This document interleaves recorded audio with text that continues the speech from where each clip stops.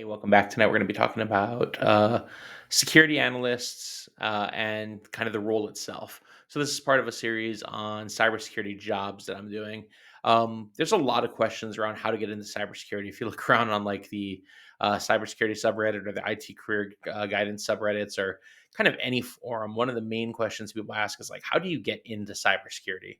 And to help people at least set a goal on where they might want to be, I thought doing a series of videos on the different roles of cybersecurity would be kind of helpful and fun. So we're going to start with cybersecurity analysts or SOC analysts in this case, because it's a role I'm pretty familiar with, having led a SOC and whatnot. But also, it's a really good entry point for a lot of people. So let's dive in. So, kind of first up, what is an analyst, right? And what is the goal of an analyst? And I'll preface this with this varies a lot. People use all kinds of goofy titles in their roles in their companies and all that stuff. But for most, the role of an analyst, especially in a SOC, is pretty simple. Find evil. Their goal is to locate malicious activity within an environment in an effort to help stop it. To do that, they look for alarms or they look through alarms and they try to determine if they're true or false positives. A true positive being the alarm detected what we wanted it to detect and it is bad. A false positive being the alarm detected something, but it wasn't actually what we were looking for. We should probably do something about that, like tune the alarm. And then if it is a true positive, try to understand what the risk of that is and communicate with whatever responsible teams are existing to remediate the issue. Most SOC analysts aren't responsible for remediation to the extent that they're not going to be the ones that necessarily go and remove malware from a machine.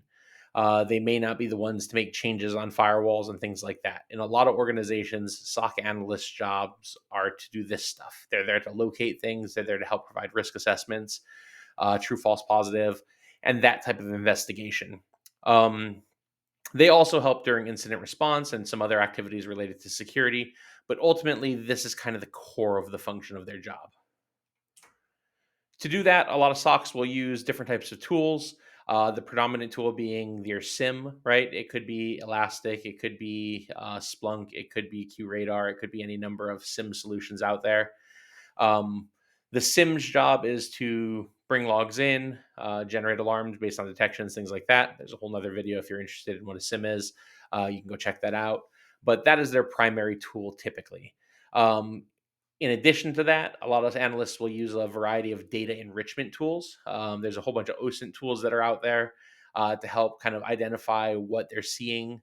When you get an alarm and there's an IOC like an IP address or a URL or some other artifact, you need to be able to kind of do some research and figure out what that is.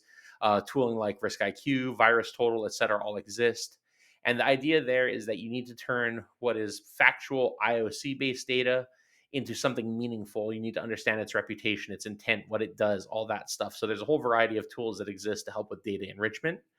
And then a place to track all that stuff, right? So most SOCs have some type of alert management or incident management tool set where things get documented, what was done, what was investigated, what the outcome of those investigations are, and all that kind of stuff. So familiarity with these tool sets definitely helpful. Um, the career path for I think SOC analysts gets a little confusing. Most people think of a SOC as a purely entry level position, and I don't like that thought, that mindset. Right? For me, an analyst is a full career path. We have junior analysts who are just getting started, and yeah, they spend a lot of their day just reviewing one alarm after the other, kind of diving in, and it can get a little repetitious and it can get repetitive. But that's what happens when you're new at stuff. You have to learn, and doing things over and over is a great way to learn. Um, Ultimately, you can grow as an analyst, though. We also have senior analysts whose job is not to just grind at alerts all day, right? Their job is to help understand what's going on. They may evolve eventually into like threat hunters, even threat intelligence to an extent. But they're all still part of that SOC analyst community or kind of family of jobs. Their function is still monitoring and observing the network. Their job is still investigating things as it comes in. It's just and you can't be a very like a super good investigator without some level of experience. So the idea that a SOC analyst is just entry level, I think, is a little strange. I don't really know why that started, but it's not really the case. Lots of people like just doing analysis work, and that's good because we need senior analysts to help understand what's going on in complex environments. But from there, you can also grow into security engineering. And this isn't like a lateral move or like a linear move, right? Like you don't start as an analyst, then become an engineer. Engineering is a completely different track. You might start as an analyst and then move to engineering, but you can also start as an engineer. It just helps to have more analyst background when you start as an engineer, often because engineers tend to manage the tools that analysts use. So understanding how an analyst does their job is beneficial. You can also move into things like incident response, forensics, and all that other stuff, or really any other kind of area of security. Analysts tend to be very generalist and they are investigative, so it's a good starting place for a lot of people. But you can grow into lots of other areas of security. Now, being an analyst probably isn't a direct jump into something like pen testing. The skills help, but they're not direct linear paths to one another, right? So the people who are like start as a SOC analyst and jump to X, then you're a pen tester. That's not really how it works. Getting a good security background and then honing a skill set for pen testing is how you become a pen tester. So I don't want you to think of this in the context of like you start at the SOC and then you can grow into other things.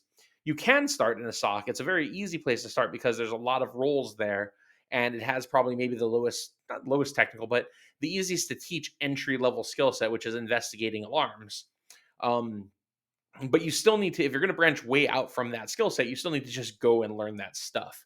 But if you're going to continue learning the depth of an analyst role, it's a bit more linear, right? You just progressively get better and better at investigation.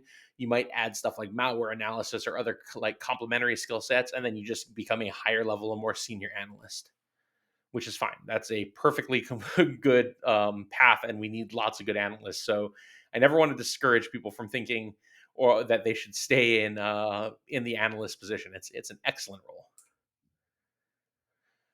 All right, where to get started from a training perspective? There's a lot of good training out there. Anti-siphon training, SOC core skills, getting started in security. The whole pay what you can segment of their website is fantastic for getting started in these kinds of positions. Honestly, Secure Blue Team's BTL1 is a really solid entry level cert. I think it covers a lot of what SOC analysts do on the day to day, especially at the entry level. It's reasonably priced. Can't really go wrong there. The ISC squared, CC, or certified in cybersecurity, and the CompTIA Security Plus, both of those get recommended a lot. The ISC square one is pretty new. And I think they're good introductions to security, but they're not very tactical. Security Blue Team and the anti siphon training are much more hands on, lab oriented. This is what you might deal with day to day and how to do a SOC analyst job type certs and trainings. The other two are more broad, like this is what security is, kind of in a nutshell cert. So they're not bad to take. They're good to take even, right? But they're not going to make you a excellent analyst and train you to be an analyst. They're going to teach you about what security is. So I would recommend the anti-siphon training and the BTL1 if you're getting started in these areas. I think those are very, very affordable and impactful certs to go after for sure. And then the last big question that we always get, and I think there's some, there's religious wars over this question at this point in a lot of the forums, but do I need a college degree? Short answer is no, probably not. The long answer is it just depends. Um, I didn't have a college degree when I got into IT, obviously, right? I got one years and years and years later after being a manager. Like I was a director before I went back to school and got a degree.